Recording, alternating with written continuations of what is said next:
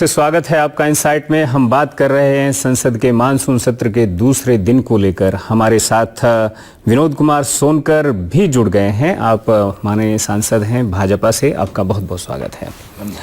अभी भी सोनकर जी, दुनिया भर में जो आयुर्वेद का एक्सपोर्ट है, बाजार है, उस बाजार में भारत ने आयुर्वेद को यहाँ पर वो जन्मा, यहाँ पर उसके ऊपर शोध हुए, बहुत चीज़ें लिखी गई, चरक संहिता लिखी गई, सुश्रुत ने सुश्रुत संहिता लिखी। लेकिन हम देख रहे हैं कि दुनिया के करीब 28% आयुर्वेद के बाजार पर अकेले चीन का नियंत्रण है। और हमने भी चीन को सिखाया। अगर आयुर्वेद की बात करें तो दक्षिण भारत से बोधि वर्मा जैसे लोग गए। लेकिन हम गांधी की बात करते हैं तो गांधी ने तो यहाँ तक अपनी इच्छा जताई कि जब देश स्वतंत्र होगा तो देश की मुख्य चिकित्सा प्रणाली हमें आयुर्वेद को बनाना चाहिए, ये इच्छा व्यक्त की। लेकिन आयुर्वेद सरकारी अस्पतालों, और वो भी बड़े सरकारी अस्पतालों के एक कमरे में जाकर सिमट गया। अभी जो प्रयास हो रहे हैं, ये प्रयास कुछ रंग लाएंगे? देखिए, एक तो मैं बता दूं कि मैं उस लोकसभा का सदस्य हूं जहां पे स्वयं चरक मुनि का आश्रम है। अच्छा, क्या बात? कौन सा जगह है? चरवा, जहां पे भगवान राम ने पहली रात वन में बिताई थी। अयोध्या के कहीं नजदीक ही है? नहीं, ये है कौशाम्बी का हिस्सा। हाँ। अयोध्या का जो पार्ट था उस गंगा नदी के एक ओर था, दूसरी ओर अयोध्या नगरी समाप्त होती थी। तो भगवान की वन यात्रा मूल रूप से चरक मुनि के आश्रम से ही शुरू होती थी। और चरक मुनि के आश्रम में ही पहली रात भगवान वन में बिताए हैं, ऐसा साक्ष्य माना जाता है। और राम वन गमन मार्ग में भी उसको मान्यता दी गई है जी। जहाँ तक आयुर्वेद की बात करेंगे, आयुर्वेद का इस देश का जनक आयुर्वेद, इस देश में ही आयुर्वेद ने जन्मा है। लेकिन आयुर्वेद पे जितना काम होना चाहिए था, किन परिस्थितियों में किन कारणों से नहीं हुआ, वो एक चिंता का विषय रहा। जहाँ तक आयुर्वेद की आप बात करेंगे, आयुर्वेद की सबसे बड़ी खास बात ये है कि आप कुछ भी खाइए, कोई दवा खाइए, जितना शरीर को आवश्यकता है वो उसको ले लेगा। अगर कोई चीज अतिरिक्त है जो शरीर को जरूरत नहीं है तो मल मूत्र के रास्ते से वो बाहर हो जाता है। अब जहां तक इसके आज 28% चाइना की बाजार की बात करते हैं, तो इसमें पूर्ववर्ती सरकारों ने, मैं इस पे कोई राजनीति नहीं कर रहा हूं, ठीक, दादा बैठे हैं, बहुत वरिष्ठ हैं, पूर्ववर्ती सरकारों को जितना इसके लिए रिसर्च के क्षेत्र में, मानकीकरण के क्षेत्र में काम करना चाहिए था, सरकारों ने किया नहीं। और नहीं तो आयुर्वेद के विषय में इस देश में बहुत प्रचार प्रसार की जरूरत नहीं थी। आयुर्वेद तो हमारे घर घर में था। दादी के नुस्खे क्या हैं, वो आयुर्वेद की तो आयुर्वेदिक दवा है, जो दवाई दादी बताती थी, नानी बताती थी। बच्चे को पेट में दर्द हो गया तो हींग नाभि पर लगा दिया, नाभि पर लगा दो। ओट सूख रहा है तो नाभि पे तेल लगा दो, रात में तलुए में तेल लगा के सोना। तो निश्चित रूप से बहुत बड़ी गौरवशाली परंपरा रही है और बहुत बड़ी खोज आयुर्वेद की हमारे यहाँ उपस्थित है, उपलब्ध है। आवश्यकता है तो समय के साथ उसमें काम करने की, आवश्यकता है तो समय के अनुसार उसमें मानकीकरण करने की, आवश्यकता है तो उसमें समय के अनुसार उसमें परिवर्तन करने की। और कहा भी जाता है हिस्ट्री रिपीट इटसेल्फ, कहीं ना कहीं। लेकिन हम ये देखते रहे कि पैथी से पैथी टकराती हैं, उनके इंटरेस्ट आपस में टकराते हैं। मैं ब्रिटेन की एक खबर देख रहा था, वहां पर एलोपैथी प्रैक्टिस करने वाले जो डॉक्टर्स थे, उन्होंने होम्योपैथी की प्रैक्टिस करने वाले डॉक्टर्स के खिलाफ मोर्चा खोल दिया कि क्या है, ये कोई मेडिसिन नहीं है, वगैरह वगैरह।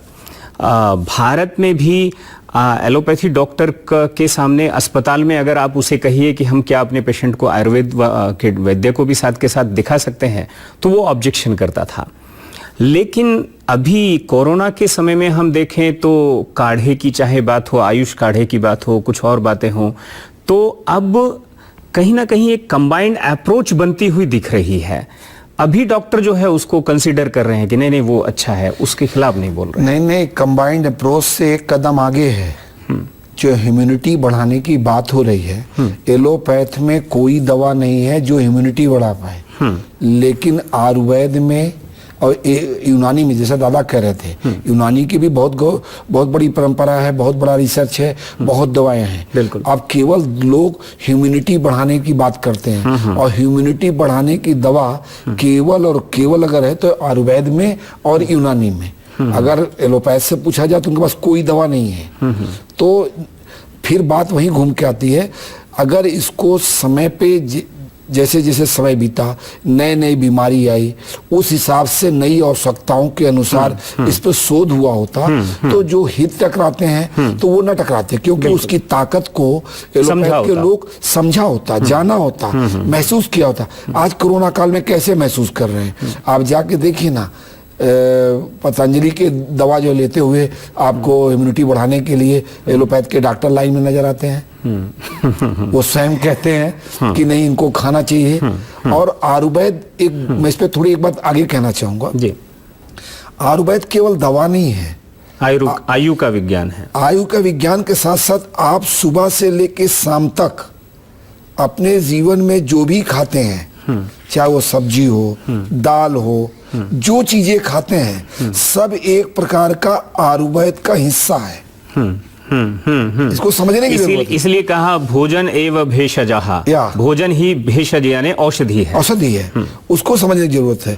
और बाकी चीज की तो रोग की दवा है, लेकिन आयुर्वेद को जिस दिन आप अपना लेंगे, उस दिन आपको बीमारी ही नहीं होगी। बिल्कुल। क्योंकि आपके सुबह से लेके शाम तक अपने जलपान से लेके भोजन में लेके जो चीजें लेते हैं, वो कहीं ना कहीं आयुर्वेद का ही पार्ट है, आयुर्वेद का ही हिस्सा है। साइड में हम यहाँ पर एक दिलचस्प बातचीत के मोड़ पर आए, और उसमें जो वायदा कारोबार है, या ये कहिए क्रॉप कॉन्ट्रैक्ट है, कॉन्ट्रैक्ट फार्मिंग है, इसको लेकर के सौगत राय जी ने कुछ कहा।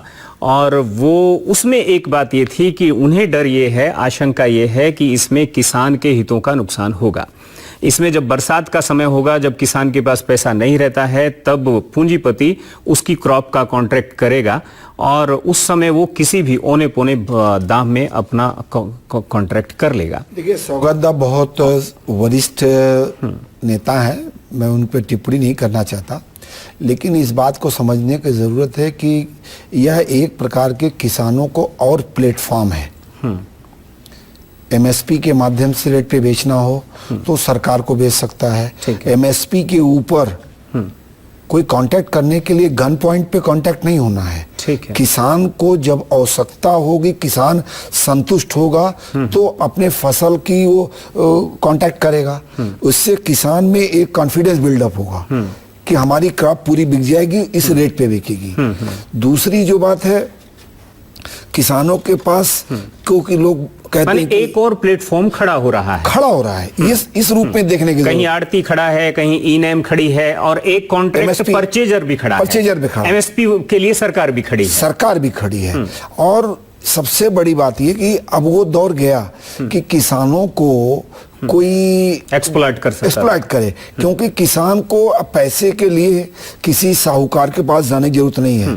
किसान के पास किसान क्रेडिट कार्ड है, तो उसको अपने फार्मिंग के लिए पैसे की जरूरत है नहीं। बावजूद इसके एक बड़ी बात बताऊं, गेहूं अपने रिकॉर्ड कम दामों में बिक रहा है आज की डेट में भी, वो 1600, 1700, 1500 तक भी। ये कोरोना के टाइम में तो हमने देखा हमारे यहाँ दूध 20 रुपया लीटर तक बिका। मैं आपको और आगे एक कदम बताता हूँ, जो ऑर्गेनाइज सेक्टर है, अमूल जैसे प्लेटफॉर्म ने भी हमारे यहाँ पर 20 रुपया पर लीटर तक दूध खरीदा है। ठीक है, ऐसे में आप ये कहें कि शोषण जो है अब बंद हो गया, ऐसा तो नहीं। मैं शोषण बंद होने की बात नहीं कह रहा हूँ, मैं ये कहना चाह रहा हूँ कि ये एक प्रकार का और प्लेटफॉर्म किसानों को मिल रहा है।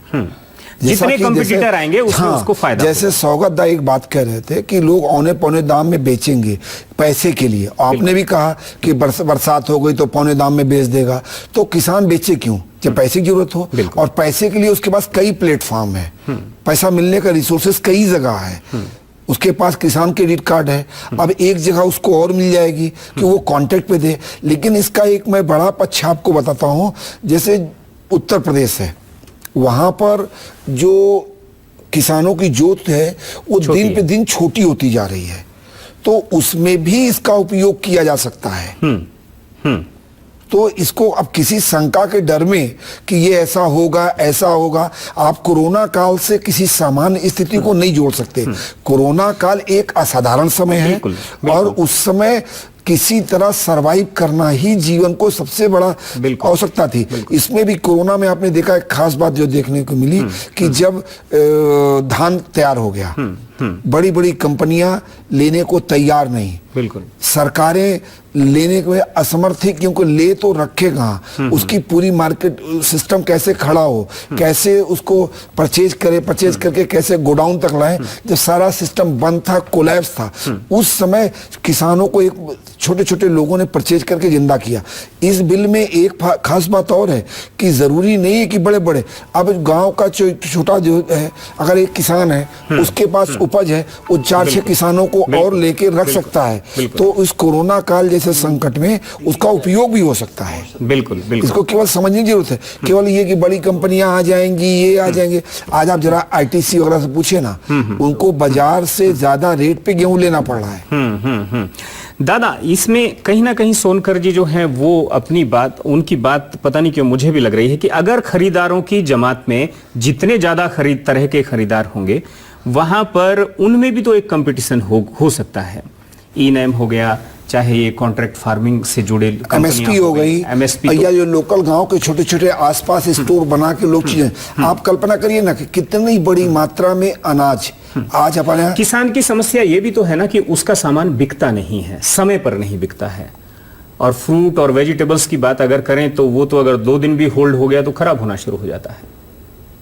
और अगर किसान का देखिए, किसान का जो समस्या है, इसी के लिए ना मिनिमम सपोर्ट प्राइस का कॉन्सेप्ट आया था। बिल्कुल, कि किसान को कहीं नहीं बेच सका तो सरकार उसको प्रोक्योर करेगा at the minimum support price, तो कम दाम नहीं मिले।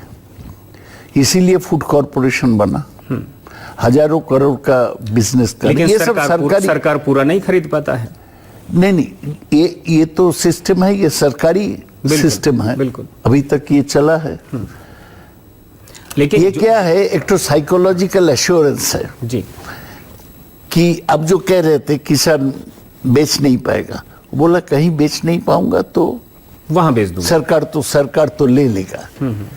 किसान का भी डर यह है, नहीं तो सरकार तो पीछे नहीं हटी है, सरकार तो अभी भी लोगों का डर ये है कि सरकार के आस्ते आस्ते एमएसपी से पीछे हट रहा है, आस्ते आस्ते उठा देगा।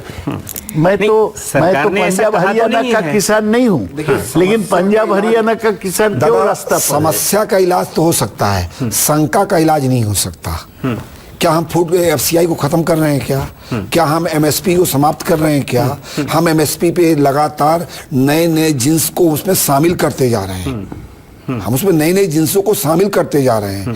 अभी आए दिन सुनेंगे आलू के सीजन में आलू खराब हो गया, तब किसान का नुकसान होता है। आम की पैदावार ज्यादा हो जाए तो खराब होता है। अभी फल सब्जी है, सरकार लगातार किसानों को नए प्लेटफॉर्म उपलब्ध करा रही है और किसान को एम्पावर कर रही है। इन्हीं प्लेटफॉर्म में एक और प्लेटफॉर्म है। हाँ, ये सरकार का सोच यही है कि और एक प्लेटफॉर्म बनाए कि सरकार का चिंता कहना यह है कि देश में अगर कहीं भी किसान अपना उपज को बेच सकेगा, बिल्कुल, तो उससे अच्छा होगा। वो पूरा मार्केट बिल्कुल खुल दे रहे हैं। लेकिन दूसरी तरफ इसमें ये शंका लोगों में आ रहे हैं, क्योंकि कॉन्ट्रैक्ट फार्मिंग का क्या प्रॉब्लम है।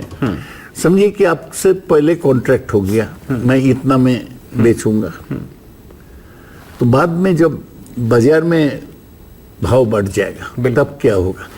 पहले से कॉन्ट्रैक्ट करने का यही समस्या है। तो इसको लेके मेरे ख्याल में ये दो जो फार्मर्स का बिल है, इसको लेके और भी लेकिन अभी तो शायद बाजार को और भी ज्यादा खोलने की जरूरत है। बागपत का गन्ना सोनीपत में नहीं बिकता है, आप यूपी के गन्ने को हरियाणा में नहीं बेच सकते हैं, लेकिन उसको आप विदेश में बेच सकते हैं।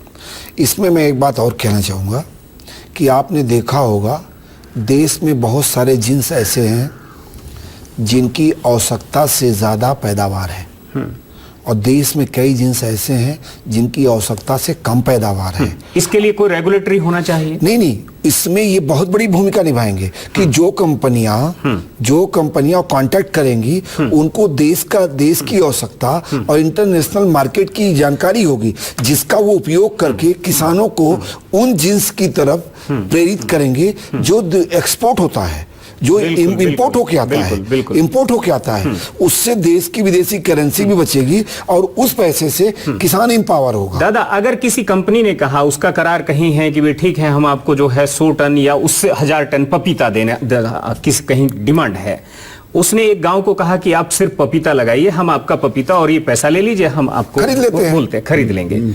ये जो एश्योरेंस है, अगर ये मिलता है तो इसमें बुराई क्या है? बुराई ये है, मैं पहले जैसा बताया, आप समझिए कि 100 रुपया मंड पपीता का कॉन्ट्रैक्ट हुआ। हाँ। इसके बाद पपीता का प्रोडक्शन कम हुआ, तो दाम बढ़ गया, 200 रुपया मन मिलेगा। तब तो किसान को 200 रुपया नहीं मिलेगा, उसको ये 100 रुपीज से कॉन्ट्रैक्ट फार्मिंग का यही प्रॉब्लम है कि पूरा बाजार किसान का हाथ में नहीं होके वो जो बड़े पूंजीपति है उसको हाथ में चला नहीं, देखिए, ये हमारा वहाँ इतना रिस्क तो रहेगा शायद। दादा हम सहमत नहीं है, क्योंकि सरकार एक एमएसपी प्राइस दे रही है पपीते पर तो नहीं। सर, मैं कह रहा हूँ समय आएगा, आज की बात नहीं एमएसपी नहीं, कॉन्ट्रैक्ट में केवल पपीता होगा। अभी तो 22 जिन्स हैं सिर्फ। मैं कह रहा हूँ कि कॉन्ट्रैक्ट में पपीता ही आएगा क्या? नहीं, बहुत सारी चीजें आएंगी, सब्जी आएगी, केवल सब्जी होगी क्या? मैं कह रहा हूं जब ऐसे आवश्यकता पड़ेगी तो उस समय हम लोग इसको संशोधन करके एमएसपी में और चीजों को जोड़ेंगे, बढ़ाएंगे। लेकिन ये बात तो निश्चित जानिए कि ये कॉन्टेक्स्ट से जहां एक तरफ हमारी फॉरेन करेंसी बचेगी, वहीं किसानों को रेट कम इसलिए नहीं मिलेगा कि एक कट ऑफ एमएसपी पहले से निर्धारित है, और जिन जिन्सों में नहीं है, आगे आने वाले समय पे सरकारें से लोग मांग करेंगे, लोग सरकार ऐसे मुझे लगता है सोनकर जी, आप जो बाकी जो जिन्स हैं जिनमें अभी एमएसपी लागू नहीं है, आप इस बात के पुरजोर समर्थक भी हैं कि एमएसपी लागू होना चाहिए बाकी चीजों में भी। मैं देखिए, मेरा तो कहना है कि इस देश के अन्नदाता को हर प्रकार की सुरक्षा मुहैया कराना सरकार की जिम्मेदारी है। एमएसपी सुरक्षा कवच है, सुरक्षा कवच है। अगर कल इस तरह की स्थिति बनती है कि कॉन्ट्रैक्ट फार्मिंग में वेजिटेबल और फ्रूट्स आते हैं, तो सरकार को उधर भी एमएसपी की तरफ सोचना चाहिए, और हमने इसे करके भी दिखाया है। अभी जम्मू कश्मीर में, आपको लगता है जम्मू कश्मीर में जब धारा 370 लागू हुई, उस समय थोड़ी असामान्य स्थिति हुई, हमने किसानों से परचेज किया कि नहीं किया? एमएसपी पर किया परचेज किया हमने। तो वही कहना चाह रहे, अब हमको छोटे दायरे में देखने की जरूरत नहीं है, हमको डरने की जरूरत नहीं है, हमको थोड़ा सा मन बड़ा करके बड़ी चीजें सोचने की, देखने की। लेकिन दादा कह रहे हैं कि मालदा के किसानों को भी मिलना चाहिए वो एमएसपी, आम पर भी मिलना चाहिए। आम पर तो नहीं, बाकी सब चीजों। मेरी लोकसभा में पूरी एक विधानसभा मैंगो बेल्ट है। क्या बात? मैं तो कहता हूं दादा से कि जो चीजें एमएसपी के दायरे में नहीं है, वो सरकार से आप मांगिए, बिल्कुल मालदा मांगिए, बिल्कुल मलियाबाद की दशहरी के लिए मांगिए, इलाहाबाद के अमरूद के लिए मांगिए, प्रतापगढ़ के आंवले के लिए मांगिए, प्रतापगढ़ के चौसे के लिए मांगिए। ये तो किसान का इंपावर हुआ। लेकिन केवल किसान तो पूरे देश में रहते हैं ना, इन्हीं जगहों पर तो नहीं रहते, सब जगह के लिए मांगिए आप। लेकिन केवल आप कुएं में बैठे रहे, डर के मारा बाहर न निकले, तो मुझको लगता है वो दौर नहीं है। अब दौर आ गया है। गांधी कह रहे हैं कि खिड़कियां खुली रखिए और हवा आने दीजिए, हवा आने दीजिए, अपने किसान को एम्पावर करेंगे, और कई तरह से एम्पावर कर रहे हैं। चलिए, बहुत बहुत शुक्रिया आपका बहुत बहुत शुक्रिया दादा, आपने अपना नजरिया रखा है इस पूरे मसले पर। और फिलहाल मुझे भी इजाजत दीजिए, इनसाइट में फिर मिलेंगे। नमस्कार।